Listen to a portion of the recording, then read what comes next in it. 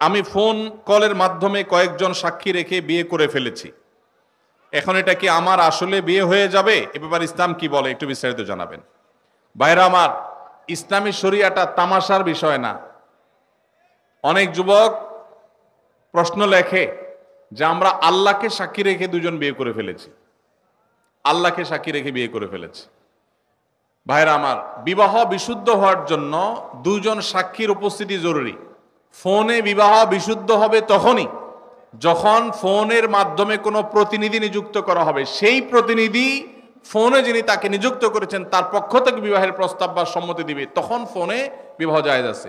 পাত্রপাত্রী একে অন্যকে প্রস্তাব দিল আর সম্মতি প্রকাশ করলো এবং সেটা আপনার লাউড স্পিকারে দিল, দুজন সাক্ষী দিল, এটা যথেষ্ট নয়।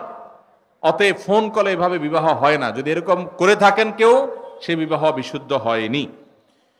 এই ডিটেইল কারণে বলার সুযোগ আমার নাই, শুধু এটুকু বললাম যে ফোন কলে এভাবে বিবাহ বিশুদ্ধ হয় না।